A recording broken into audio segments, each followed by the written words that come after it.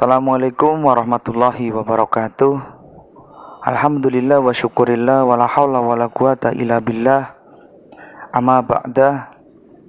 Pemirsa Mutiara Ramadan yang dirahmati oleh Allah, serta sahabat-sahabatku anak kelas 7, 8, dan 9 yang saya cintai dan saya banggakan. Pada kesempatan kali ini, saya juga akan sedikit mengulik terkait nuzulul Quran.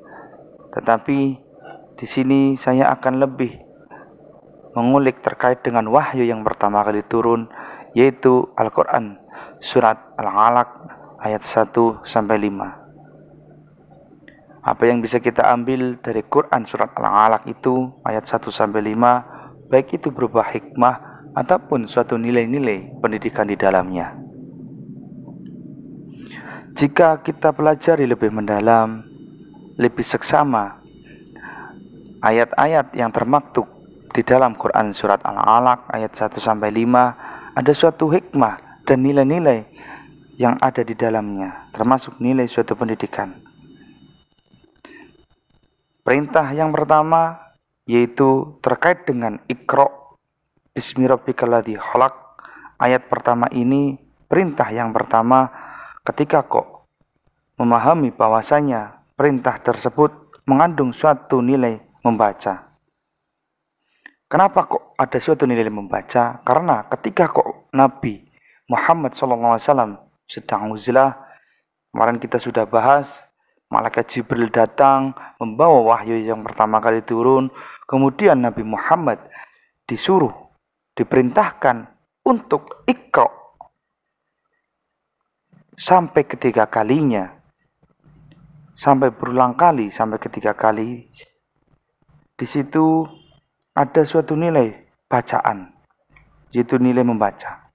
Perintah membaca pada ayat yang pertama, Quran surat Al-Alaq, Iqra bismi rabbikal ladzi khalaq, bukan hanya sekedar membaca tulisan yang terukir pada kertas, pada buku, ataupun yang lain, tetapi mencangkup membaca alam semesta dan seluruh isinya sebagai tanda kekuasaan Allah Subhanahu wa taala, sebagai keajaiban mahadasyatnya Allah Subhanahu wa taala yang tidak mungkin diciptakan oleh makhluk yang lain. Oleh karena itu, ketika kita memahami bahwasanya ada suatu ayat qauliyah dan ayat kauniyah. Ayat qauliyah ini berhubungan dengan apa yang ada di dalam Al-Quran itu sendiri, ayat-ayat yang ada di dalam Al-Quran itu sendiri.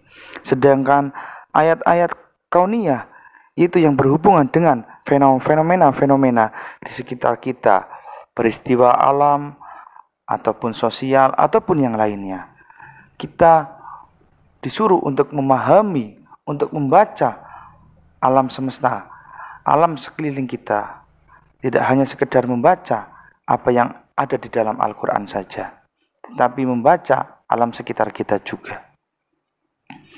Dalam ayat ini juga ada hikmah bahwa memulai sesuatu yang baik menurut syarak, menurut syariat, haruslah dengan menyebut nama Allah.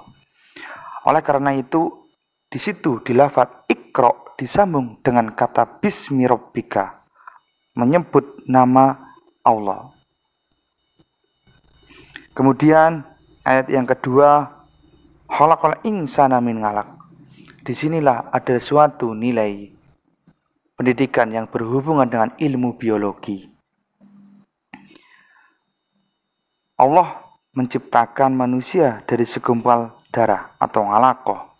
Ayat ini memiliki hikmah agar manusia mengingat asal-usul kejadiannya dari benda yang menjijikkan, yaitu berupa sperma, berubah menjadi segumpal darah, lalu berubah menjadi segumpal daging, agar tidak memiliki suatu kesombongan dan agar selalu merendahkan diri kepada sesama manusia, terutama kepada Sang Pencipta, yaitu Allah Subhanahu wa taala, dengan melaksanakan apa yang diperintahkannya, yaitu berupa hal ibadah, dan meninggalkan segala apa yang dilarangnya.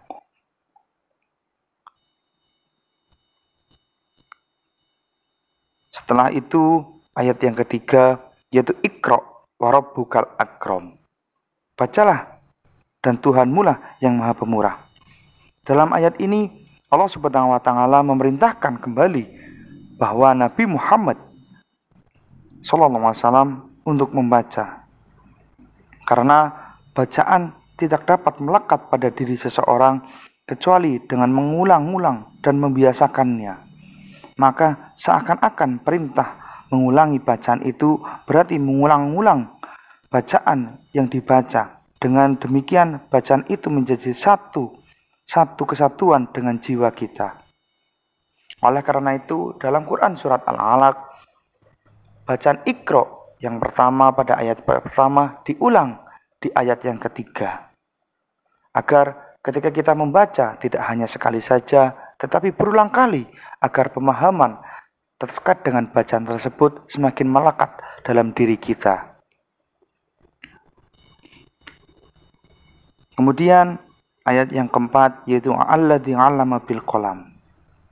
Dan ayat kelima yaitu 'allamal insana ma lam ya'lam.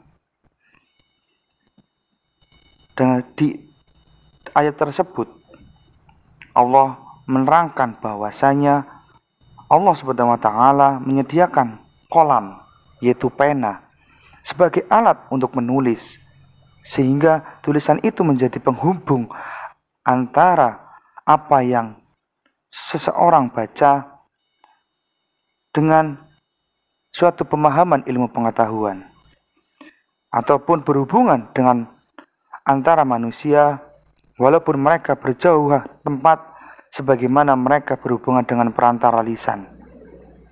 Allah mengajarkan dengan kolam ataupun pena yang bisa membuat ilmunya semakin lekat.